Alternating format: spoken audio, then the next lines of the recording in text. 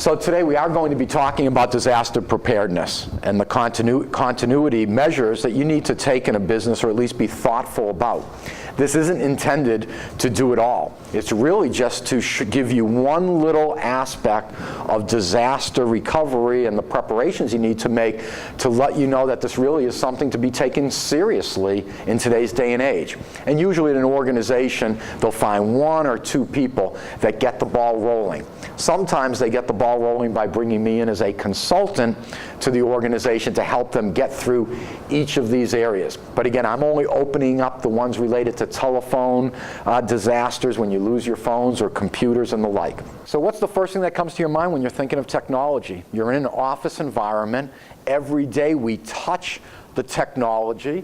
And I would like to know, what do you think about that? So if you don't mind saying your name and the company that you represent, and one or two things about the technology that you think of. Go ahead, and if you use this microphone. My name is Erica, and I'm from North Florida Pediatrics. We use our computer system every single day. We do have, of course, our phone lines and everything, but everything that we have in our office is usually through computer. Okay, and as you think about those computers and the access to the patient information and all the different things that are going on during the day, the question is, how would you be impacted with a loss? I think your day goes haywire. All of a sudden you're back to paper and pencils. You're back to going and pulling files instead of being able to bring them up on the pad. Right? So it affects everybody, and it's not just front line. Today it's affecting MAs, it's affecting the doctors, because everybody is tied to these EMR systems, right? Our medical records. But who in your organization is in charge of disaster preparedness? And that might be you, because somebody might have received this information or went through and said, you know what? We've really talked about this, but nobody's taken action. So that's what we're going to do. We're actually going to give you some things that you can do, but somebody does need to be in charge. Many times organizations will hire me as a consultant, and they think, I'm going to do the whole book for them.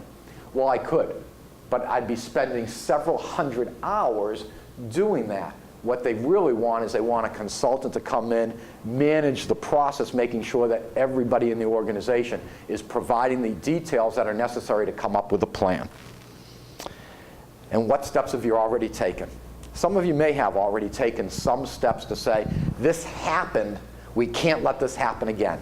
And that's very typical. It's what you know now, when that goes down, right, we need to make an effort to change this up. It's what you don't know about your systems and the way you operate that makes it hard to put a plan together. So we're going to ask you to dig deep, start taking some steps.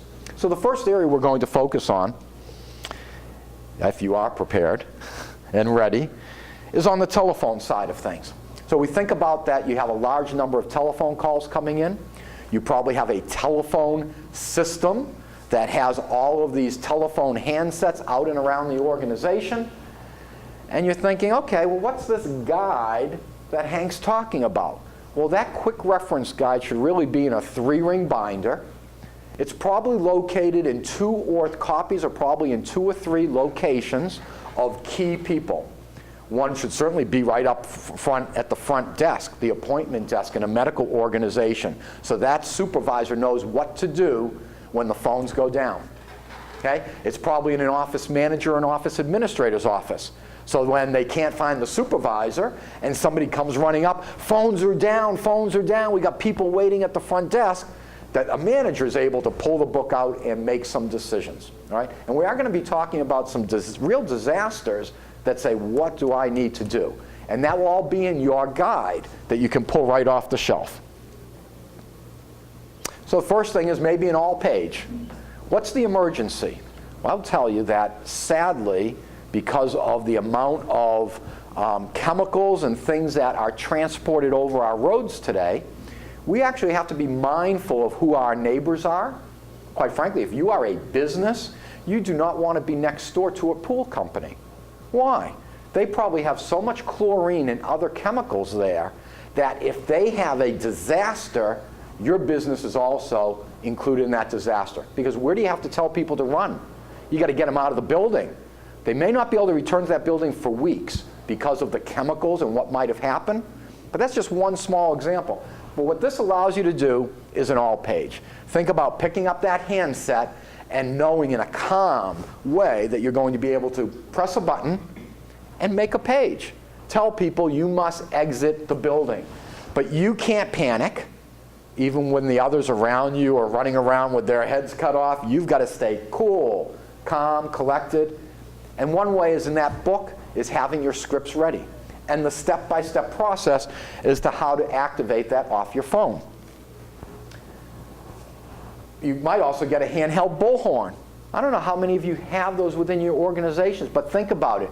If you've made a page to say, please exit the building through the rear exit. We have a fire in the front of the building.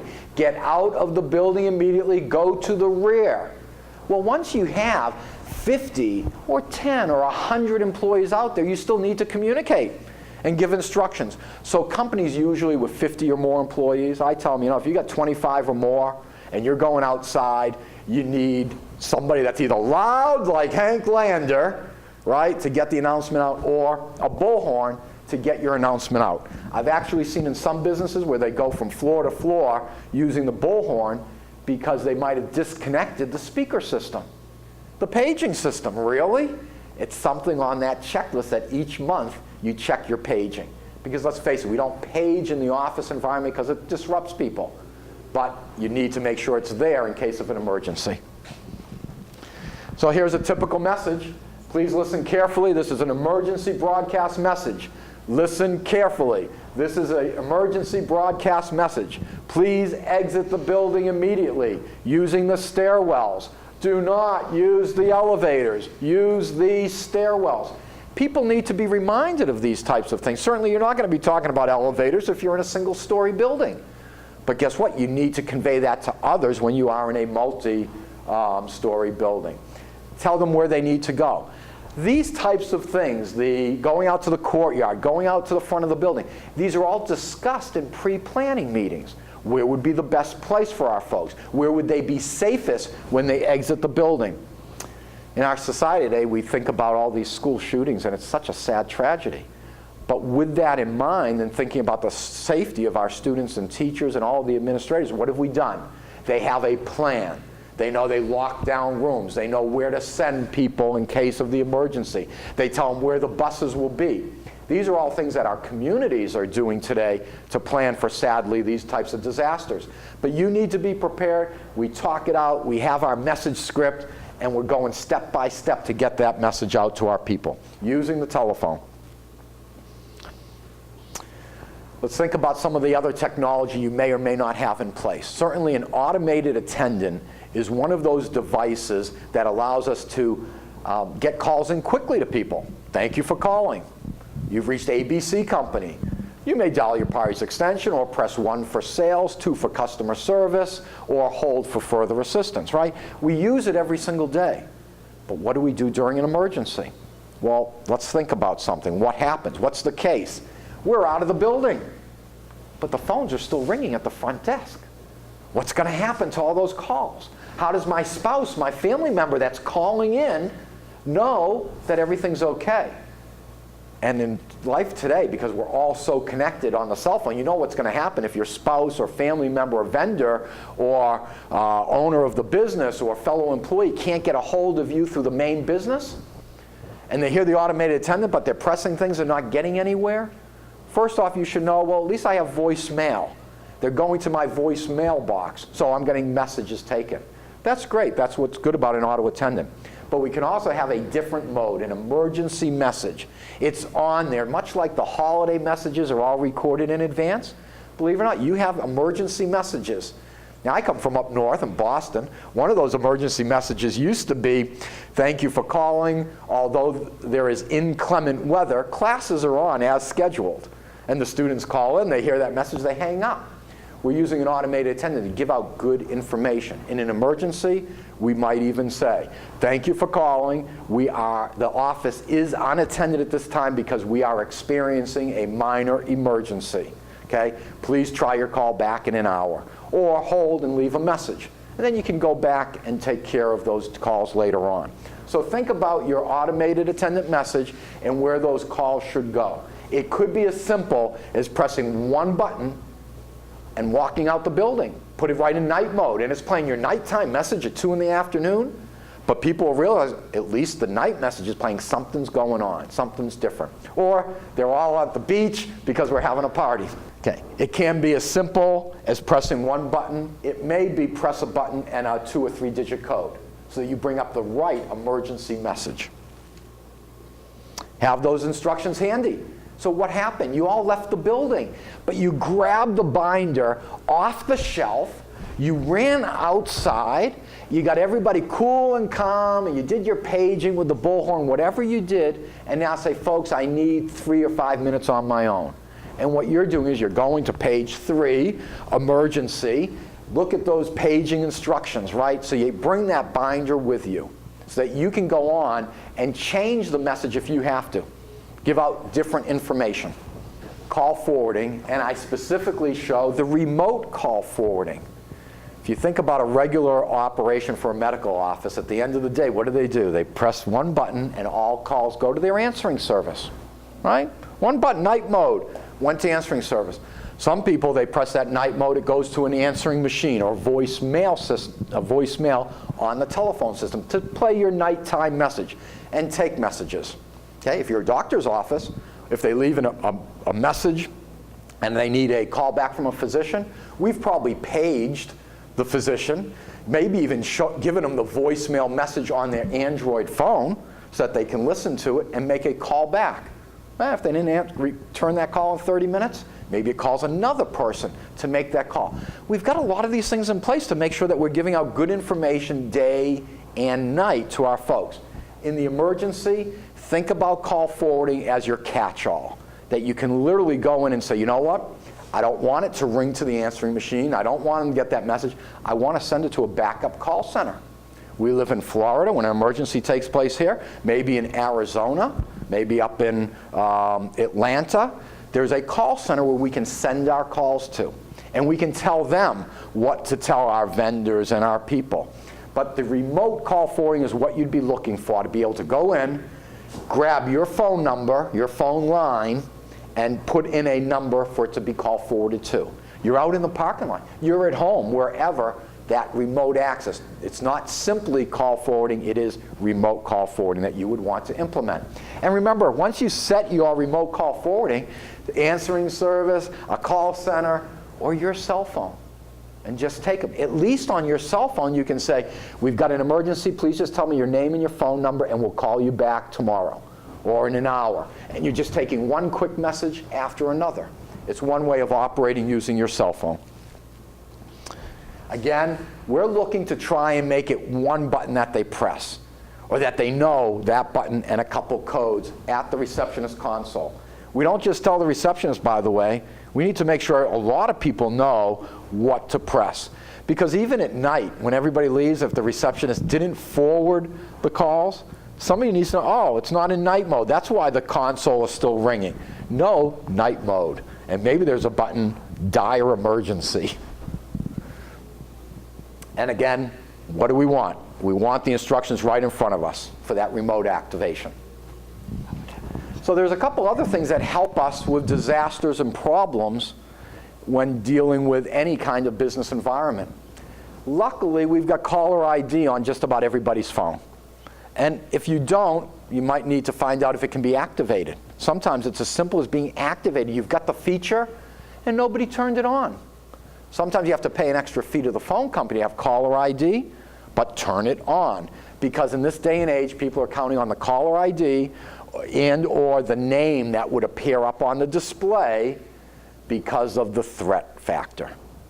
And sadly, whether it's employees that are no longer employees, and for good reason, they may have something on their mind and they might threaten somebody, right? If we've got the caller ID, we can trace things back. Sometimes they try to hide their voice so that you can't tell they're from Boston and it's Hank Lander, right? And they're trying to do it, but because we've got that visual of their phone number, we know who's doing it. We have more information to give to the police. So think about that kind of threat. Could it happen in your office? It only takes one very upset, patient or client or vendor or employee to not chill, but to get freaked out, whatever it is, and to at least threaten harm. And that's one of the things we're trying to get away from. So allow 911 calls.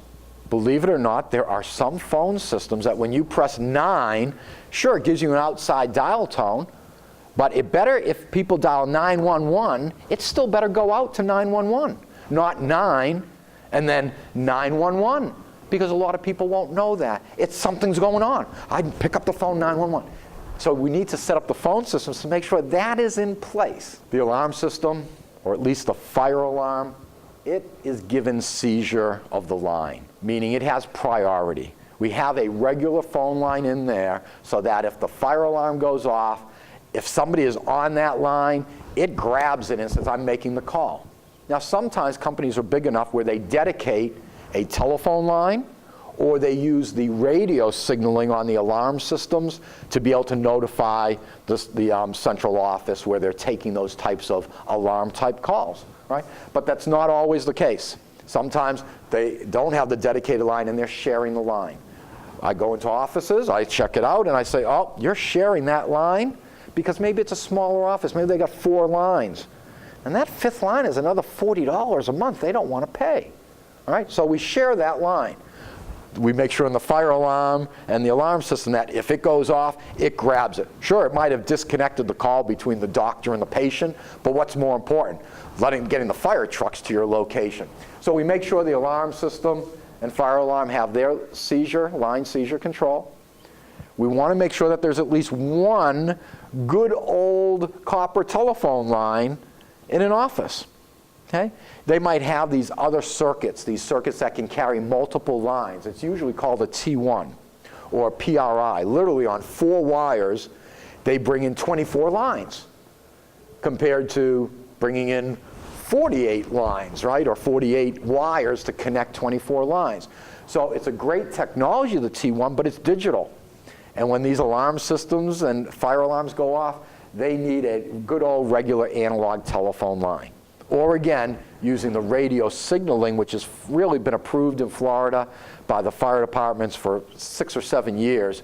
Companies are finally migrating. They're saving that money because it does save them money per month instead of having the line. And then power failure jacks and telephones. We literally go into some offices and say, if the phone system goes down and we're affecting 20 or 30 people and they can't make calls, where do I at least have 1 or 2 phone lines, and whose office do they ring in? So depending on how important those calls are to the business, we may also set up power failure jacks and telephones. And of course, throughout the office, uninterruptible power supplies. Think about that. If we've got at least the phone system on a UPS and the electricity went out, I still might be able to make and receive phone calls for 30 minutes. Some companies have said, hey, I need to be up and running for 4 hours if that happens. So what happens is we put in a UPS and it just has more batteries, right? That can keep a system going longer. So it's not simple enough to say, yeah, we've got UPS, you're covered, it will take care of the surges in power. Wait, I want to keep working. So the importance of that position, they need to keep working for 4 to 6 hours.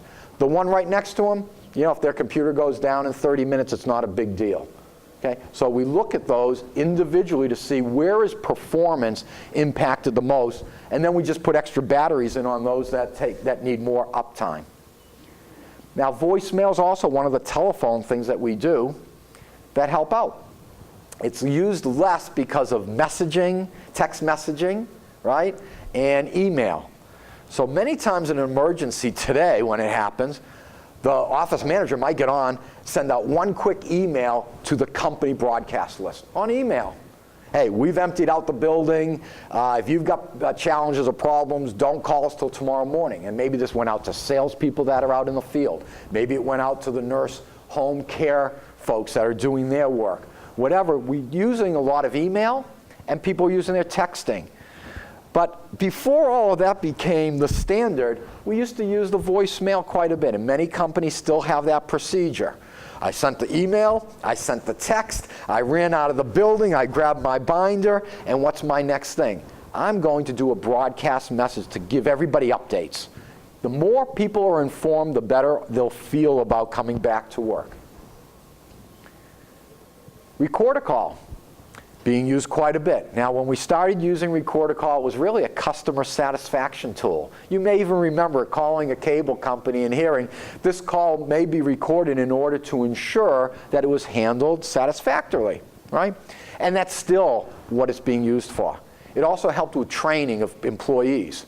If an employee was working in a call center and they were lagging behind the other employees, they'd use Record a Call to record the call, have a supervisor sit there with the person and figure out, what did you say right, what did you say wrong, right? Well, guess what? We found another use. And again, it's the sad reality of the world that we live in, that we can also use it for capturing threatening calls. So many times organizations either have a system that records everything, in and out, and it's stored for a week or a month, and you don't have to think about it. It's just recording all the time.